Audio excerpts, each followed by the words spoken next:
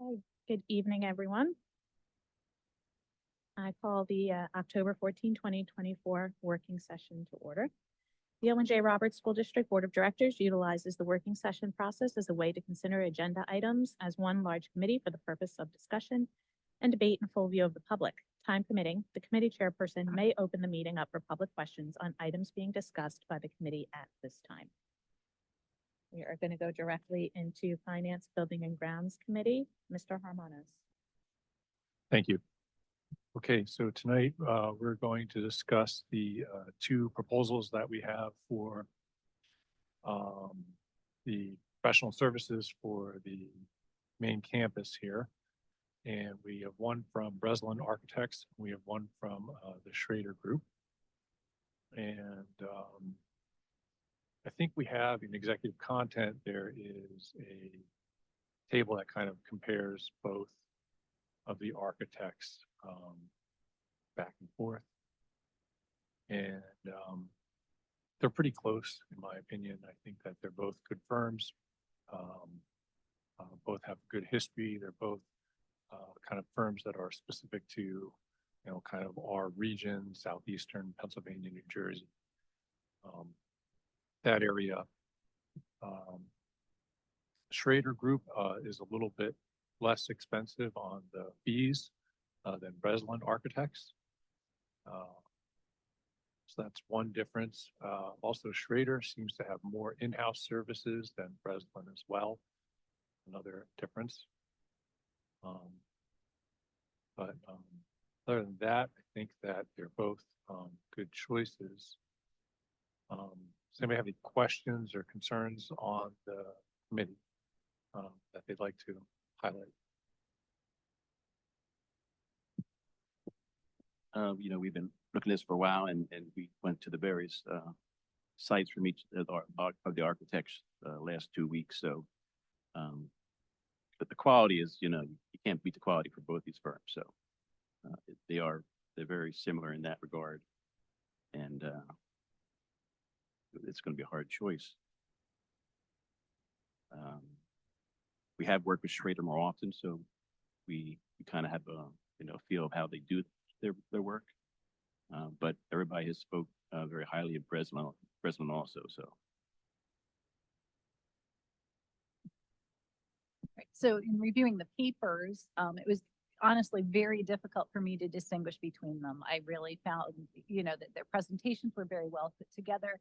They both seem to have an excellent team of folks who really seem to understand what we were saying that we were interested in getting out of this whole thing. So I'm very interested in hearing the impressions for the people who were able to visit both of the examples that they gave us live tours to, because I was unable to make those. So I find it very helpful for anyone outside of the committee who was in attendance to give us some opinions of what they came away with. Okay, we'll open it up to the committee in a short few minutes. Sarah, do you have any impressions? Jackie, any impressions from you? I think we received 3 proposals, and we brought forth the best 2 firms. And I agree that this is a hard decision. They're both excellent. They're both excellent firms and choices. So I really think I would also like to hear what the rest of the board says as well regarding their site visits and what their impressions were. Sure. Okay, well, at this time, I'd like to open it up to discussion with the rest of the board. Anybody like to share any opinions, impressions, etc.? I will echo everyone else that, both of these proposals and both of the firms that submitted the proposals are excellent. And I certainly appreciate that they each gave an entire day of to us as we spent 2 full days touring facilities that these architects had done the work on. For me, 2 big things stood out after our site visits and visiting the schools that we visited. And I would put them both in the pro column for Schrader. The first was creativity in a number of the solutions we saw. I felt like looking at, we will have plans, we will have what we want to achieve. We will, take in our community feedback and do the best we can to put together a great plan. But one of the things we look for in our architect is to help us find the creative solutions to achieve those plans. And I felt like what I saw as I moved through the buildings, the solutions that Schrader had put forward were very impressive to me and I think would be helpful as we move through planning processes. The second that sort of stood out to me as we visited sites was the knowledge and experience in the site development. There was a big comparison or a big difference in what we were shown as we visited these buildings and these facilities. And we have a significant amount of site development to do as part of this project. And as we toured the Schrader facilities or the facilities that Schrader had been the architect on, that came very clear that they put time and effort into doing that correctly. And I know that that's a big part of our plan. So those two things. And then I would say sort of a third aside, but I think it probably either would do this, although having worked with Schrader, we have seen them do this, is the engagement in the larger community in the planning process. And I know that as a board and as administration, that's very important to us that we involve the community and we involve all the stakeholders in this process. And what I saw both in the presentation and in talking to people at the sites was that was a big part of how Schrader managed their projects. Yeah, those are good points. It's always impressed me that, every presentation that we've had working with Schrader in the past, that David Schrader has actually been here personally, and he was personally on the tour with you for that. I was actually supposed to meet him somewhere else that same day, and so he had, prioritized meeting with his client over another industry event. So that's impressive. Okay, I would add, agreeing with Rita, that I thought that Schrader's impressive creative use of space and the plans that were presented and the work that they've done on our library, which I thought was a wonderful example of how they would proceed. And also this room, in fact. Mhm. So you just look around and you can recall what it used to look like, and you can't, it's amazing. It's wonderful. I did notice, that the schools, I think the districts had different visions, perhaps different strengths and requirements. So I think two of the schools from Breslin were completely not opposite, but kind of a different form and flow of the place. So I think it's going to be important for us. I'm sure it will be to make sure we give them our vision of what we want to see, and then get back to Rita's point. They will tell us if we're on track or maybe we're forgetting something or not seeing something. Yeah, that's a good point too. And I think that, this campus has seen, many phases of development and redevelopment and additions and all that kind of, thing over, since it's started really. And so it might be nice to have that kind of consistency, from, the library into this next phase with the same architect as well. I just want to also remind everybody that we're just, putting forth,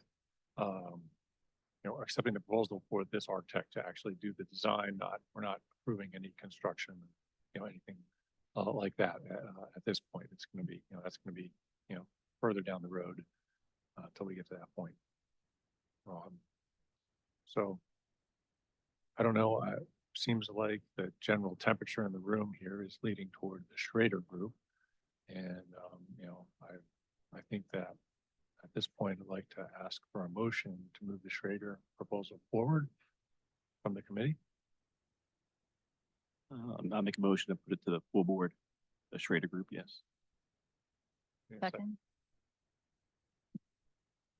I have a second from the committee. second. Okay, motion passes, and then we will vote on this proposal at the next board meeting.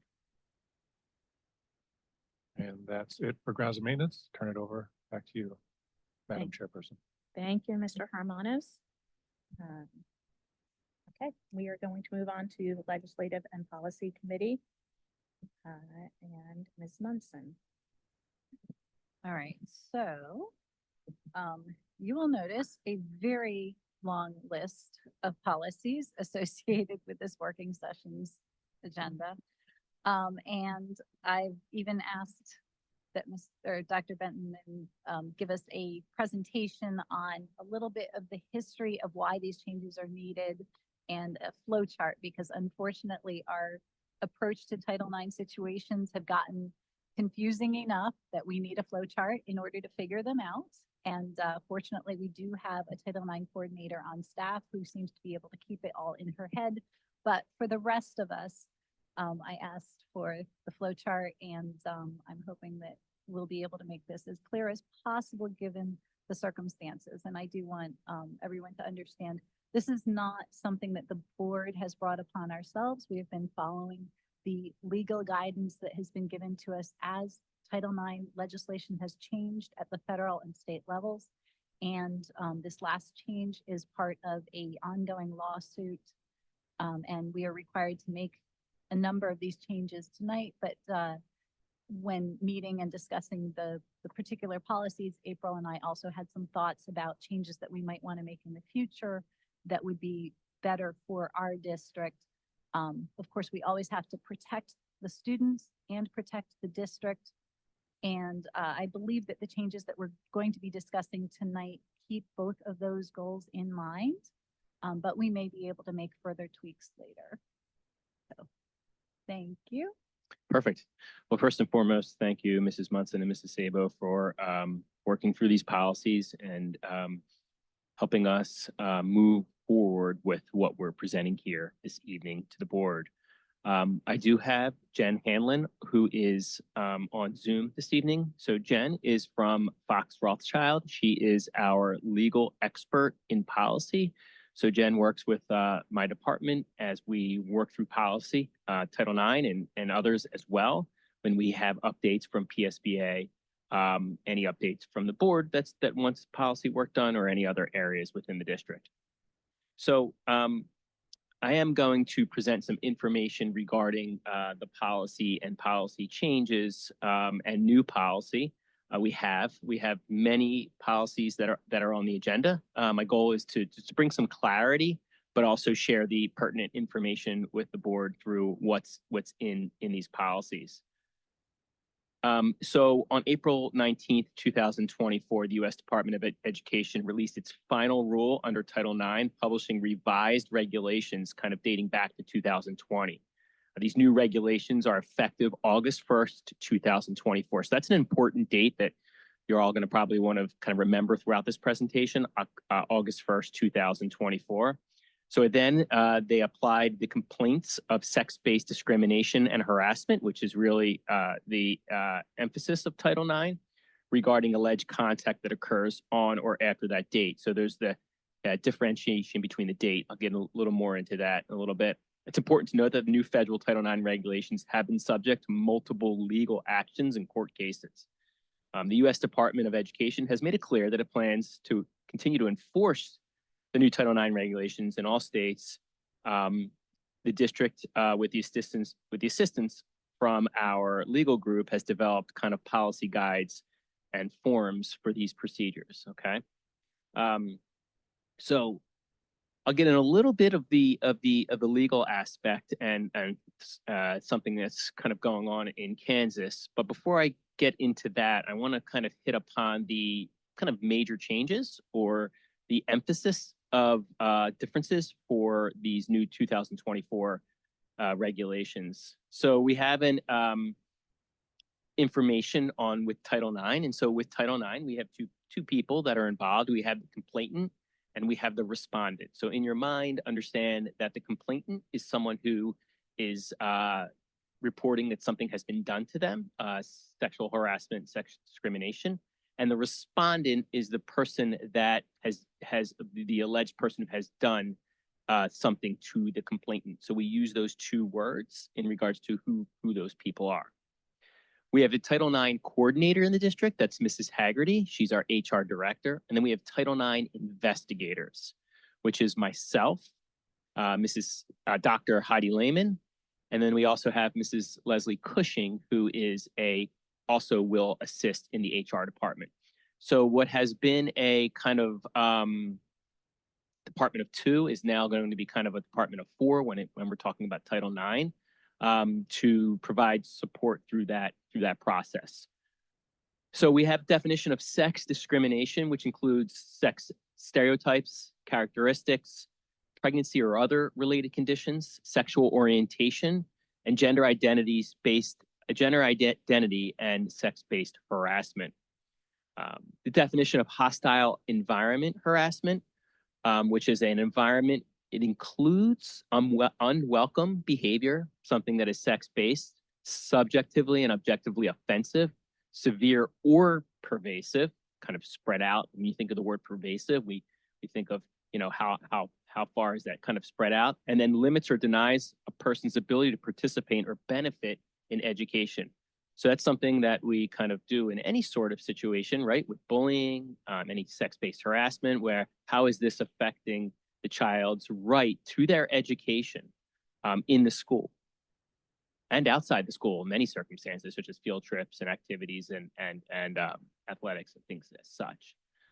So with that, kind of goes right into the expanded jurisdiction, all sex discrimination in school education program or activity in the United States, right? So it could be far-reaching based on where our students are related to school activity. So the conduct that is subject to the school's disciplinary authority. So if it's something that is connected to something that could be someone could be disciplined for, right? Part of that. There's a hostile environment in the school education program or activity, even in some conduct occurred outside of the educational program activity.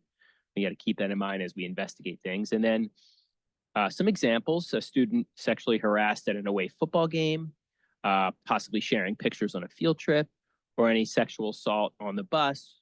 Those sort of jurisdictions far-reaching across not only in school, but out of school as well. Those are just examples.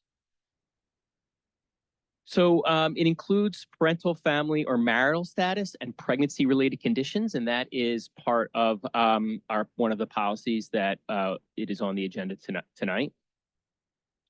Allows for verbal complaints. This is a pretty big one. So in the past, it was all written complaints, but now it could be verbal. It could be verbal from the complainant, from the complainant's family, parent.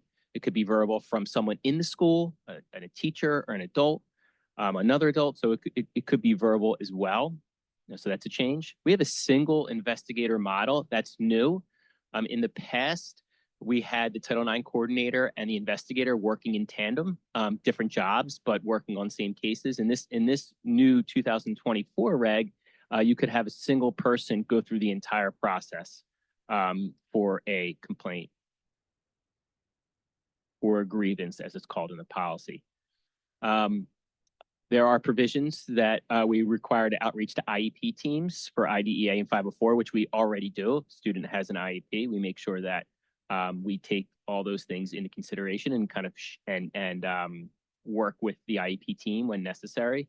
And then there's this appeal standard that's kind of littered throughout the policies. So throughout the policies and list them in each of the ongoing ones as well. So there's a new appeals process that are in many of these new policies. So we can go to the next slide. So this is the flow chart that we are going to follow in regards to policy. And this is going to get into a little bit about kind of what's going on in Kansas. So due to a preliminary injunction, issued by the federal court in Kansas, the Department of Education has been stopped from enforcing the 2024 Title IX regulations at some, but not all schools around the country.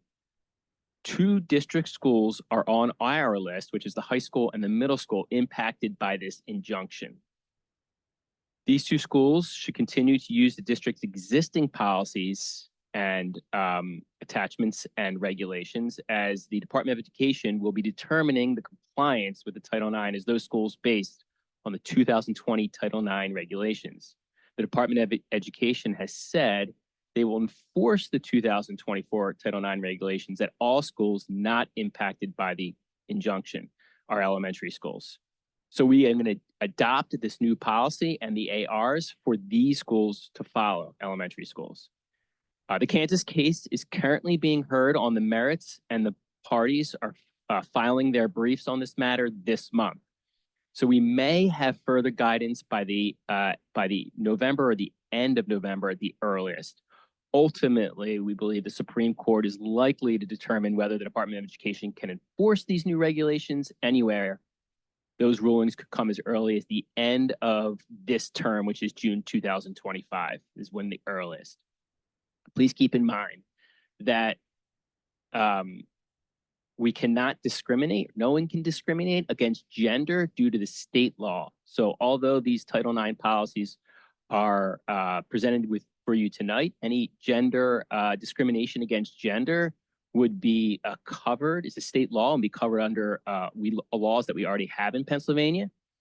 And it would be a non-Title IX sex claim, but those students are protected. Okay, whether or not happens at the end of this this ruling with Kansas. Okay, so here's the flow chart that we are going to use. We have a sex-based complaint that comes in. Our Title IX coordinator, which would be Mrs. Haggerty, she receives the complaint as from the complainant, and so it could be one of two things. Complaint does not meet Title IX requirements, or the complaint does meet the Title IX requirements. From there, in the green section, obviously the red, it stops. Now, just because it stops for Title IX doesn't mean it might be discrimination or harassment non-sex based. And so there is policy presented to you tonight that is non-sex based harassment and other areas that children are protected. So we move into when and where did the incident occur. So if it occurred prior to August 1st, 2024, we're going to always use the 2020 policy and the 2020 regs, whether it's the high school, middle school, or elementary schools. So that policy will most likely stay in our policy book for the time being, moving forward indefinitely, because anything can be reported back to the 2020 regs. There is no statute of limitations on this. So as an example, 15, 20 years from now, there could be a complaint that comes in. Now, obviously, you have a multitude of variables that are dependent on that complaint from 15 years ago, but that policy would still be part of our regulation. Going to the left here, we have after August 1st, 2024, which is probably the majority of these sort of complaints, because we're moving forward, right? So we're into August 1st, 24. We have the middle school and high school. We would use the old policy of 2020, or I shouldn't say the old policy. We would use the current policy of 2020, and at the elementary schools, we would use 2024 policy. Whether we use the 2020 or the 2024, we are still going through the process of the grievance process and the decision-making process. It's just basically which policies we would use, keeping in mind that any type of discrimination against gender is still covered under state law. So any questions regarding the flow chart that we have here, or anything else I've talked about? Mrs. Evans. I always forget this part. So I just want to be clear about at what point the state law would kick in. And I'm just out of curiosity, like prior to this debacle here, were there times where we would choose to apply the state law instead of Title IX? Good question. Not at this moment. We would move forward with Title IX. Okay, Yeah. so if something came up in the high school for gender, identity or something like that, that wouldn't apply now for Title IX, would it then be pursued through the state law? I believe so. Jen, can you clarify that for Mrs. Evans? No, that's exactly what would happen. For any of the, instead of using the expanded definitions under 2024, you would be relying or you would be investigating under the PHRA's definitions for on the basis of sex. And that does include gender identity. That's a good example too, because it would not necessarily be covered under the 2024 regs, and it wouldn't even be covered under the 2020 regs, but it would be covered under state law. So you would still be investigating claims of discrimination on the basis of gender identity under policy 103 and attachment number 2. Thank you. Are we going to have both versions of each policy kind of in the library per se, or, on the website, so when someone, has a complaint from the middle school, they go to policy A, and if it's so we have to have both versions in there. We would use 103 as our current 2020 policy, and then we would use 103.2 as the new policy. And they would stay in the board policy book.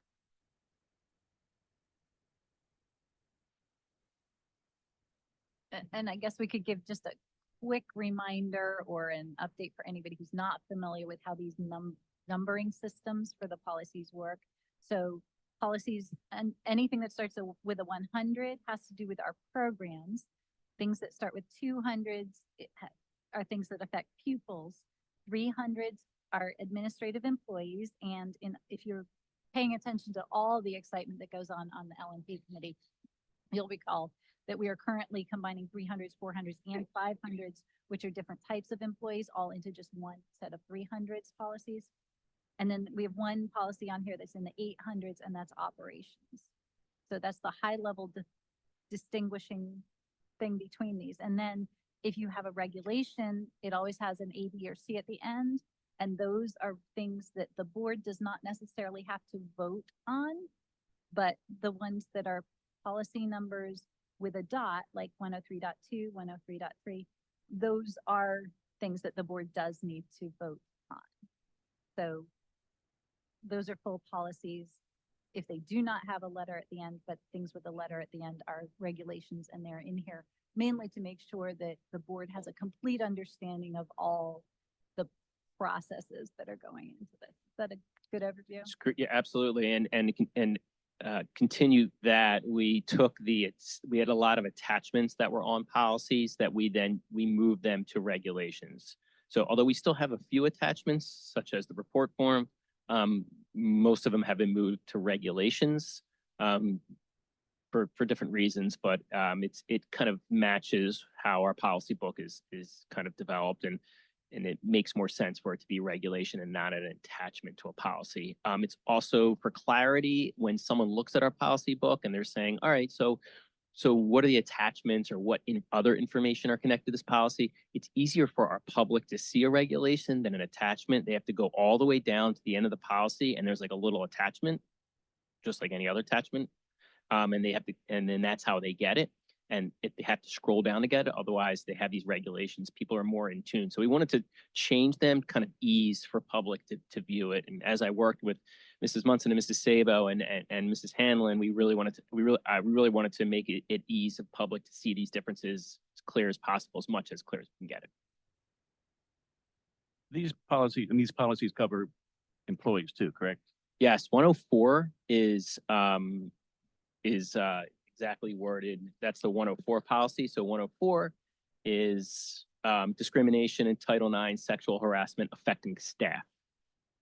Okay, here's a quagmire. So it's going to depend on where you are working, which policy applies? And if so, what about the staff that goes from building to building? So the staff policy, and Jen, correct me if I'm wrong, but the staff policy has its own, it has the information that's kind of in 103.2, correct? Right. So 104 covers staff at the schools where the 2020 regulations are in effect. And also it covers all of the non-Title IX discrimination for staff. Policy 103 covers students and staff. That's policy 103.2 is one that Fox Rothschild drafted. And so we combined it to have, because they're not, students and employees aren't really treated that differently under Title IX because of the way Title IX is worded and the way that the regulations are worded. So it's a great question about where they go, by the way, like if you're going between buildings, that honestly is when that situation arises, we highly encourage, Mrs. Haggerty to give us a call because there's no guidance as to what happens in that situation. This is really kind of a Wild West right now when it comes to trying to figure out where, with this injunction and everything kind of up in the air right now. But I would assume that it would likely be based where the harm actually occurred. So. And with that, there is also the other piece of any criminal activity or activity that involves the police and Childline. So that is also part of this as well. So it's not just strictly based off of policy in a Title IX investigation. You also have that piece based off of what's happening and the situation, because there obviously is a big range here. So anything we do, we also have possible a criminal or law enforcement process with this as well that would be in the hands of the law enforcement. If that makes sense. We still continue what we do here too, right? Even if we hand it over to the police, we inform the police, we still continue our investigation of Title IX. That's something that might be a little foreign here, but we continue our investigation under the Title IX regulations while the police are taking care of what they need to take care of, anything criminal. Any other questions about this regarding the flow chart information shared thus far? Yeah.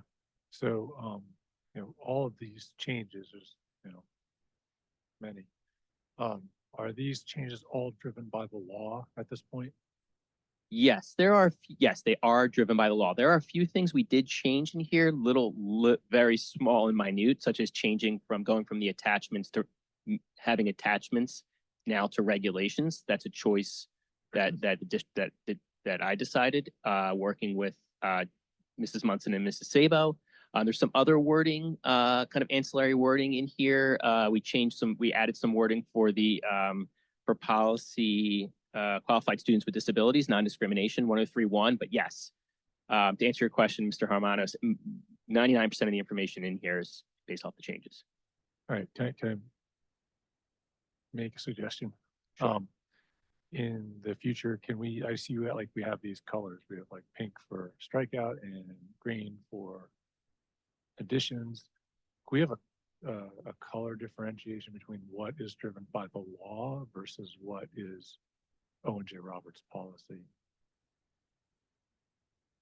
For every policy we do, you're saying? I mean, for the future, yeah, because it's, reading through this. Yeah.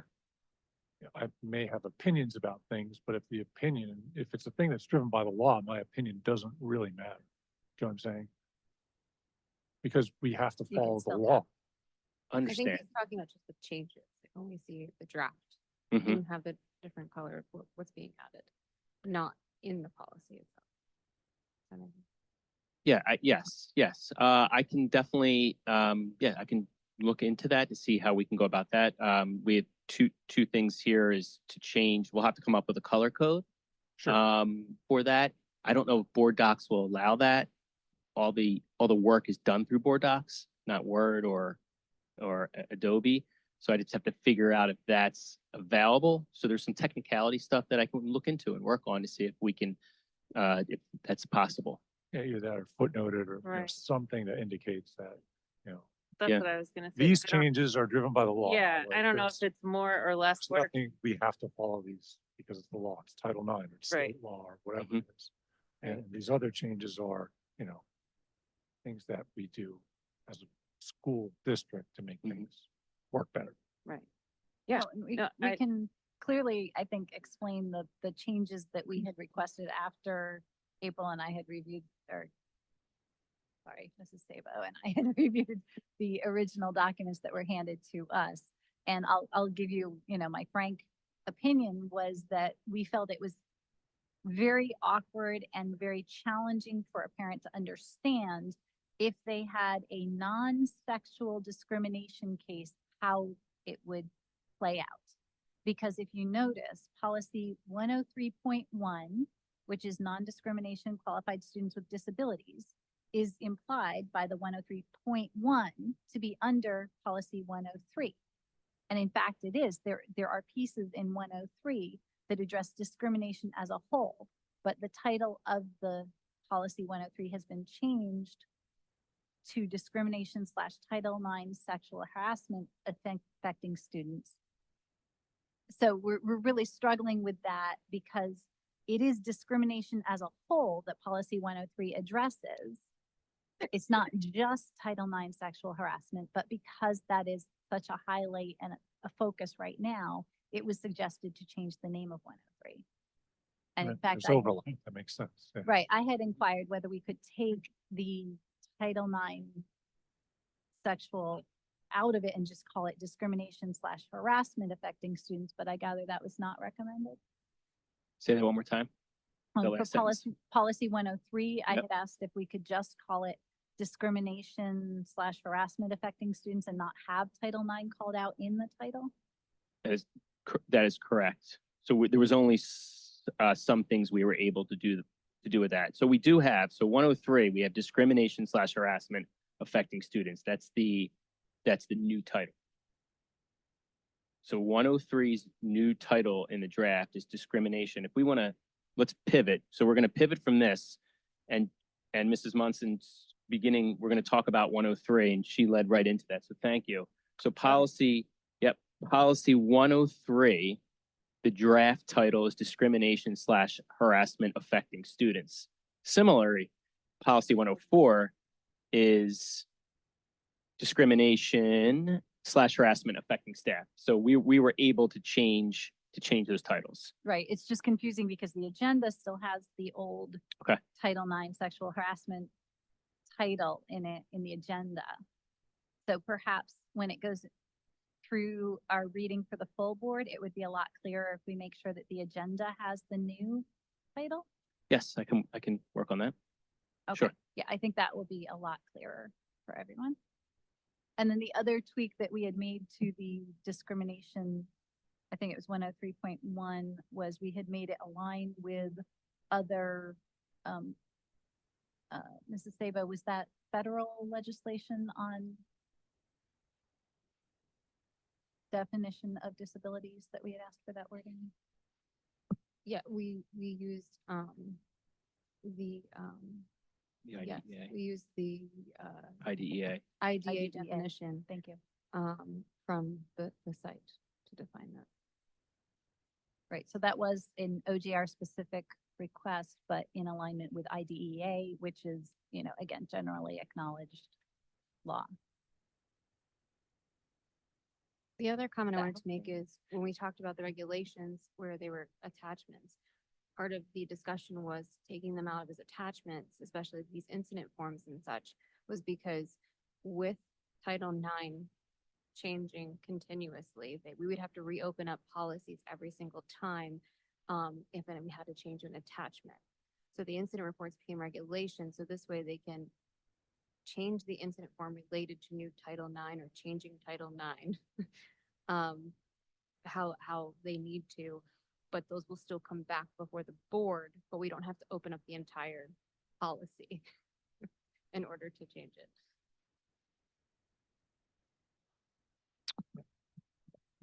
I guess I have one more general question before we dive into each one of these. So depending on what happens with this injunction, is that the right word? Yes. At some point in the future, we're going to have to go back and redo all of this because it's probably going to go either one way or the other way, right? Jen, can you answer that question? Yes, definitely. There are two likely scenarios. Either the new Title IX regulations are determined to be in excess of the Department of Education's authority and they are stricken, they are no good, they don't exist anymore, essentially. In that case, what you would do is all you would need to do is repeal policy 103.2. Your other policy, 103 and 104, and all of their administrative regulations could stay the same because those are based off of the, non-Title IX and then Title IX, based on the 2020 regulations. And when if the 2024 regulations were stricken, everybody would just be under 2020 again. If, however, the regulations are upheld and determined to be fine, and everybody is going to be using them going forward, everybody would be using policy 103.2, which is one reason why we added footnotes to the policies to indicate that this policy doesn't apply. I think 103.2 has a footnote that says this policy does not currently apply to schools where the Department of Education has been enjoined from enforcing these, these regulations. Impacted schools are going to be on a list on the district's website. So you can, it's not elegant, but it's the most elegant solution that we could come up with. And then what would happen is you would just remove those footnotes from policy 103.2, but it's not like an overhaul. The PSBA regulation, policies that they had put forward in July, you would have had to go back and do a complete overhaul because they had embedded all of the Title IX, all of the new Title IX into one policy 103 and one policy 104. So trying to parse all of that out, you would have had to go back, but we tried to make it as simple as possible. I don't know if that answered your question or not. I'm happy to provide more. Thank you. Yeah, and good point about the website and trying to make the ease of things so policies don't need to be changed if schools are added. And I did also ask Mrs. Hegarty about the effect on parents and students and whether they would experience a different process or a different outcome depending on whether they were on the pre-August 1st, 2024 or the post-August 2024. And she essentially said the experience for the student should not be any different. So the complainant will be led through the process either way by the Title IX coordinator. It really is a difference in how the Title IX coordinator then has to handle it, more so than the experience of the complainant.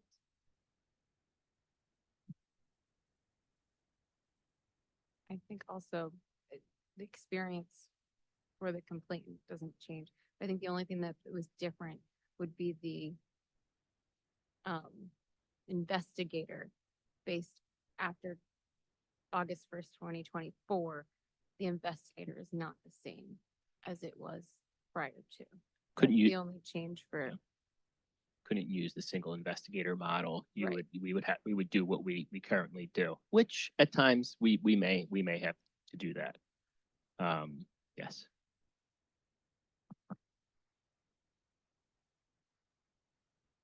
Other questions before we get into the policies?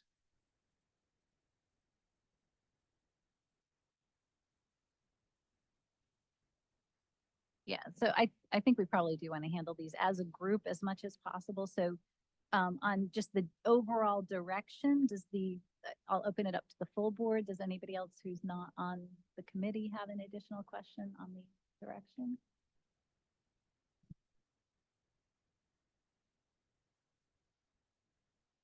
All right, then we can go through these. All right, so first, we have the policy 103, discrimination, Title IX, sexual harassment affecting students, which we are suggesting to take out the Title IX from the title, if you can follow that logic. And the changes here, let's see, oh, I'm just not looking for the draft. No, that is the draft. It's just the whole thing is being proposed for, I'm getting a 3.02 draft when I'm looking at 103. So we might have a bad link here for policy 103. Or I'm on the wrong one. Yeah, sorry. My board docs did not update quickly. So yeah, so you'll notice that some of this is, simplifying language, like calling it an incident report form instead of a discrimination, sexual harassment, bullying, hazing, dating, violence, retaliation form. Did anybody have any comments or questions about the changes being made to this? The overall 103? So not to be a pain, but I think my general comment is going to be, are these driven by the change in the law? Yes. There are some choices. Anytime we revise policy, new policies, whether they're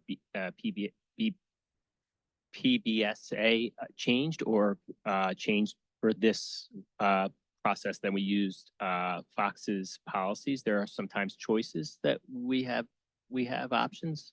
But for the majority of this, yes, this is changes the law. We do one of the changes we did make, an example would be things that are not sexual harassment or sexual discrimination, but there might be discrimination. Building principal does not need to notify the Title IX coordinator. So Title IX coordinator is Mrs. Haggerty, it's HR director.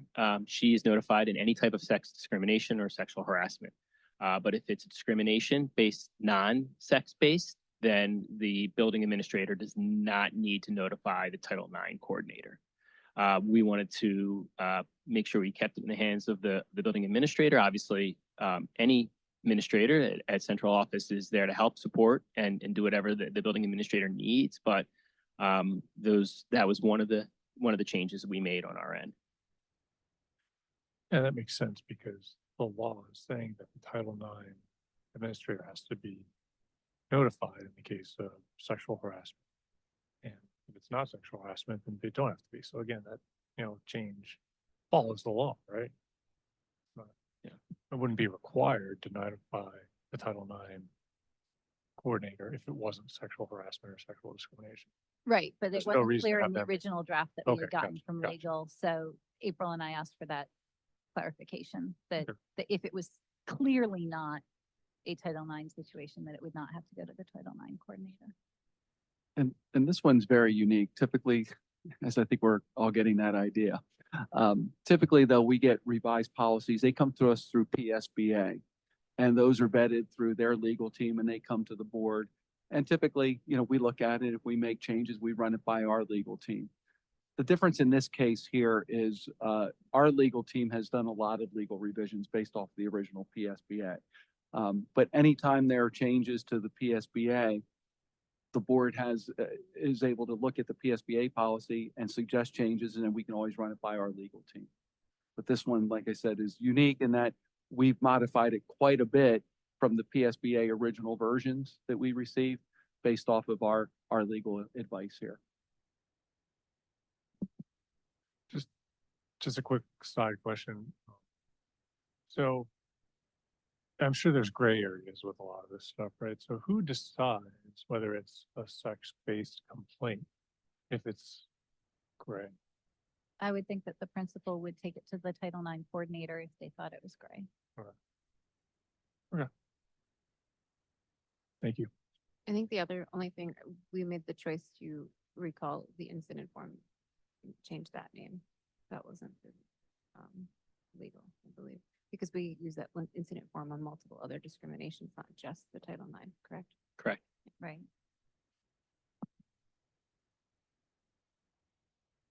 Well, that makes sense because then it would be, you have one incident form, you have an incident of something. You put it on one form. Right, the person who's Give it upset to the doesn't have person. to figure out. They don't what have to figure type out what of- category it is, right? Yeah, Right. that's not, you Well, don't, before it said Title Two IX on it, so forms. it was confusing because it stated Title IX. Right. okay, That, do I fill this out for any type of discrimination, not just Title IX? that makes Right, sense. and we wanted to make it clear for the complainant, they just enter the process with their complaint.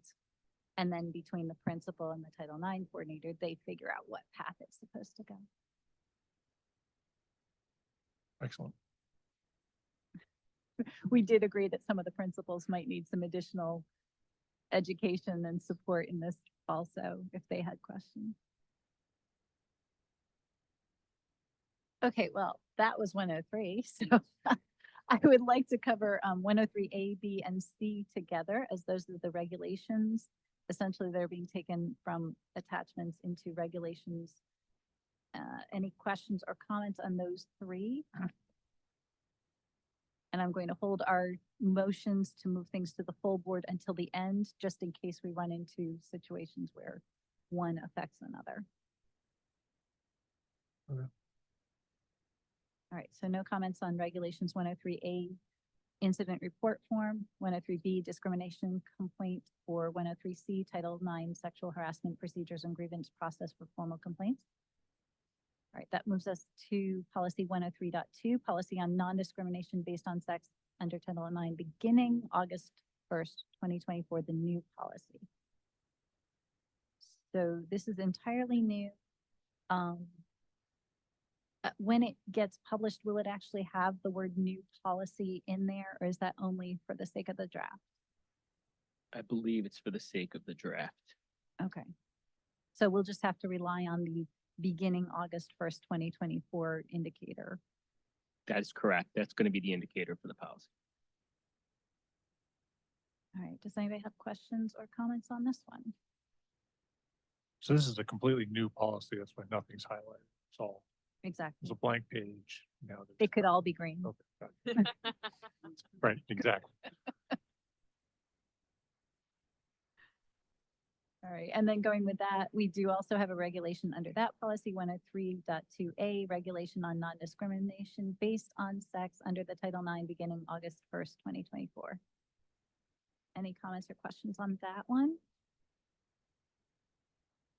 I'm sorry, I'm just seeing this now. Do we want to add the incident report form under that regulation, or as a regulation for 103.2B? Just add the incident report form. So we have it under every one. I don't think so, because 103.2 is under 103 Oh, and yeah, 103A, sorry, this is the where it got regulation goes with 103. You are correct. That's why we moved. You're This is right. why it's so That's confusing. why, yes. Good question, but I think we're good on that. And then we move on to 103.1, which is the one where we found it confusing because 103.1 does not have anything to do with Title IX. It is non-discrimination qualified students with disabilities. But it was affected by some of the language. Where was it? The appeals. There we go. Yes, the appeals procedure was affected because of that determination of whether sex-based harassment occurred. So any comments or questions on that one? Let me ask in general, Brad. So, just in the practical sense, student brings a complaint, it's being, or against the student or staff. It's being investigated. What happens with that student while it's being investigated? Do Great. they stay in the same environment with the teacher or students? What happens? Good question. So the investigation and the process does take some time. There are days, timeframes within the policy. We tend to do things a lot shorter than what the time frame has in the policies. With that being said, students will come into the school the following day. So what we need to do is put in things into the day for the student to make sure that they are taken care of. So what we might do is we might change schedules, or we might put more adult support into the day for the students as a kind of a protective factor. We might, based off of like what the incident is, we might put limitations onto the complainant or the respondent based off of like what the situation is. So we need to make sure that we put measures in place to protect the students, specifically the complainant in this situation, or both, to make sure that they can access their education and be in school without any issues. With that, unless there needs to be an emergency order, both the complainant and the respondent continue to come to school. Specifically, the respondent needs to continue to come to school. We can't impose any discipline until the investigation is over, unless there's a need for an emergency removal. When we're dealing with adults, that's a different story, and that's 104. So if it's an employee and an adult, obviously different. But when we're dealing with 103, 103.2 with children, that's what we will do.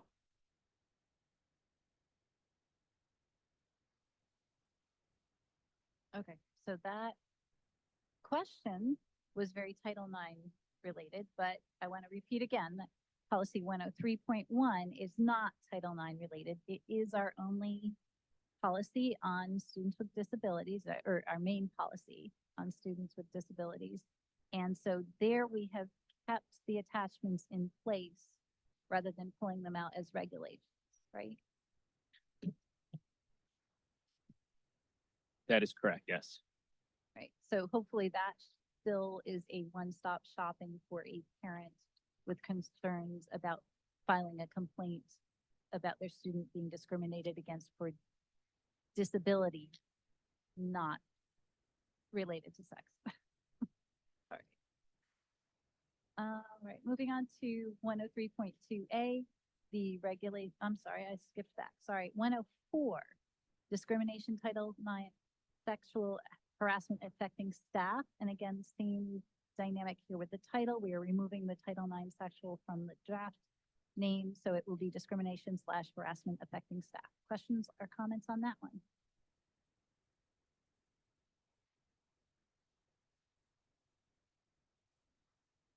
Just to another point of information is that if it is discrimination involving staff, two staff members, a Title IX coordinator does get involved. So as I stated, non-sex harassment or discrimination, just discrimination, right? Title IX coordinator most likely would not get involved, but in any staff member situation, they would. Good clarification. Thank you. Mhm. All right, and then we are also pulling out the attachments from policy 104 into regulations 104A, 104B, and 104C. So you'll see the incident report, discrimination complaint procedures, and Title IX sexual harassment procedures and grievance process for formal complaints there. Any questions or comments on those three regulations?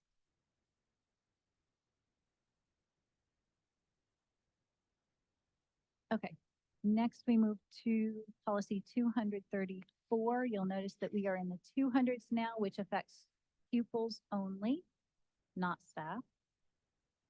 So this pregnant married students one, I think makes some small changes. Let's see, it adds a definition and really, I think, bulks up the the policy that was previously there.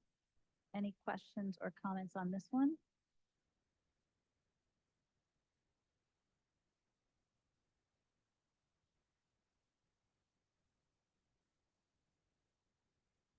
Great.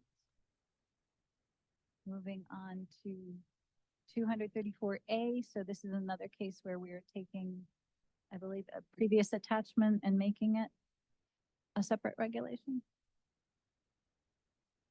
Or was that one already a separate regulation? That's a regulation. That one That was would be already, okay. 247A, yes.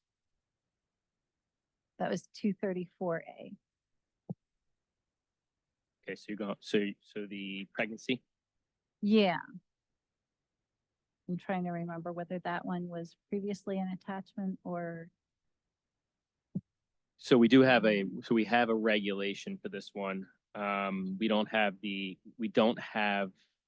there's no need for the attachment of a report for this one. We just have a regulation of the procedurals that we use. okay. Yep. All right, and then 247 is hazing. And so that also has a regulation 247A.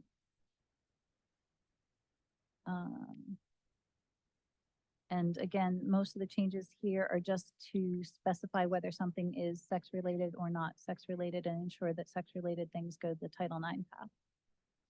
Any questions or comments on 247 hazing? Or the 247A incident report form that goes with that?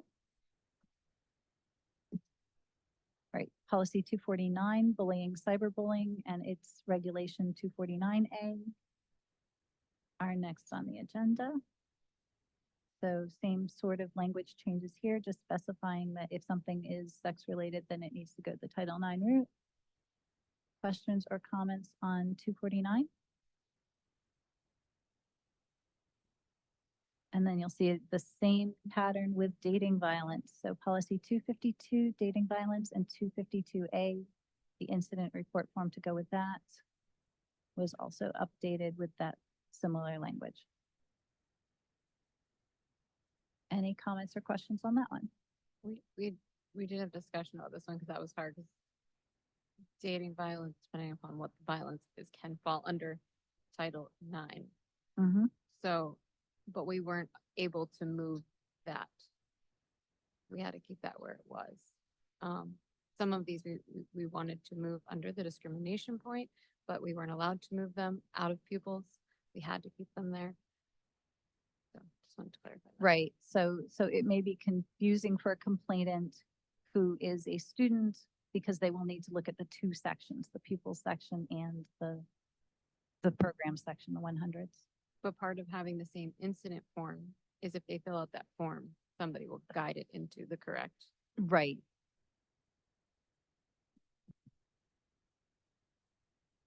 Dating violence would fall under Title IX, correct?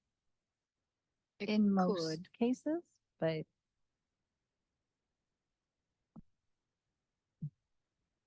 Yeah, we I'm generally, not an expert. yeah, although it's connected to two policies, we typically go right to Title IX, which is kind of more of the overarching policy. We would look at 252, but if it's sex harassment, sex discrimination, yes.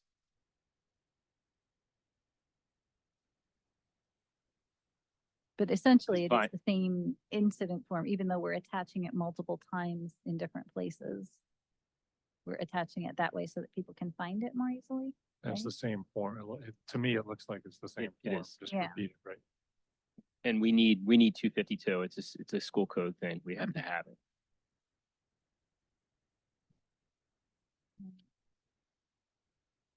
So school code by state law. Yeah. Okay. So we thought about maybe possibly taking some of these 200 policies and putting them under 103, 103.4, 103.5, 103.6. Once again, the ease for the public to find policies, but we weren't able to do that. And that's a relatively newer state law as well, but it's a state law, so state policy, because I'm looking here, we first adopted it in 2020. So we have to keep it. All right, so moving on for the 200s, then we have one policy in the 300s, 317.1, which is employee misconduct. And this one was also updated just with very minor changes to specify sex-based discrimination. Any comments or questions on that one? All right, and then there's one in the 800 sections. Again, that's the operations section, which is maintaining professional adult/student boundaries. That's policy 824, and there's regulation 824A, which is essentially the same incident report form also. Same changes as everything else. Any questions on 824? All right, then if there are no objections, I would ask the committee for a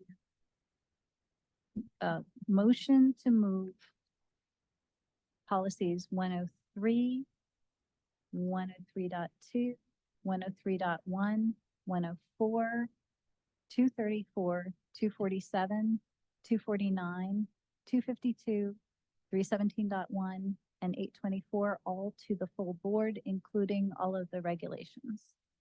So moved. And a second? Second. All right, thank you, everybody. I just want to make one comment because I Go think ahead.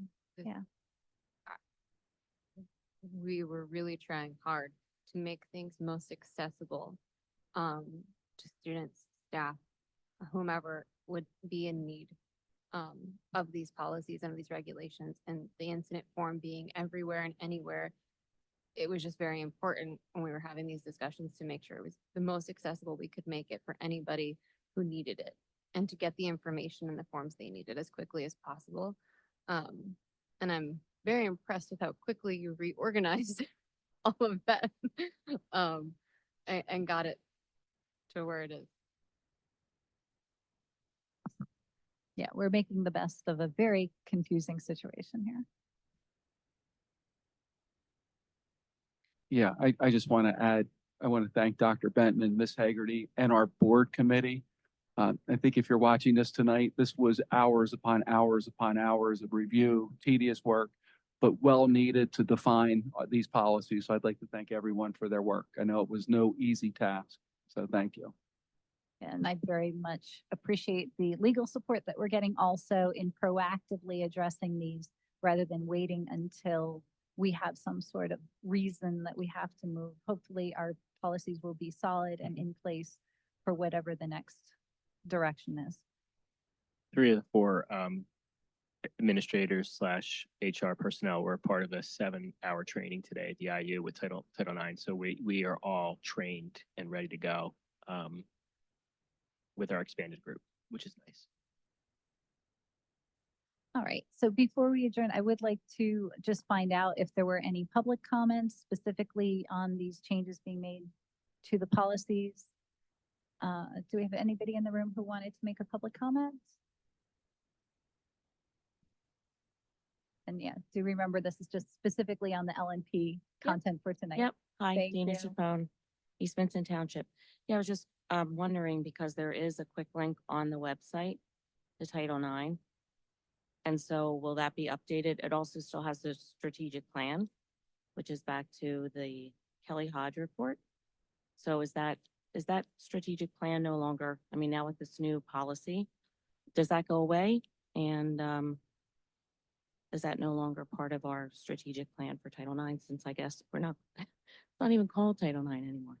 That was just my question, on that, the section I'm referring to on the website. Yeah, so that has more to do with, I think, how our district has responded to things in the past than the policies moving forward. Is it still accurate then, as far as how we will respond? Because that was the other question I had, is on the, is it the single, I'm not gonna get the terminology right, but the single we'll have to- identifier? Yeah, we'll have to review that. Yeah, and because ensure I that it's in remember line with the new it's policy. taking me back, it's 2020, but that was all about a committee, having a committee approach to identifying whether or not it meets the requirements of Title IX. So, as opposed to one principal doing it, there was this whole idea of committees and people being trained. So, it seems inconsistent now. So I think that's probably something that will, just a question of how that will move forward, if that's even relevant any longer. I guess that's really the question. Thank you. Thanks. This was my question. Do you State guys, your name? Heather McCreary, East Coventry, do you guys have plans, or are there plans to educate students about this, and not just on the changes, but just in general? Does that make sense in a group fashion? Because I feel like that's a deterrent to, people from actually having to use the policies maybe. Thank you. Do you understand that? Like, I mean, in an auditorium or Mhm. like homeroom or even flex time? Thank you. And do we have any online We don't take comments? We don't No, do we don't take them. Thank you.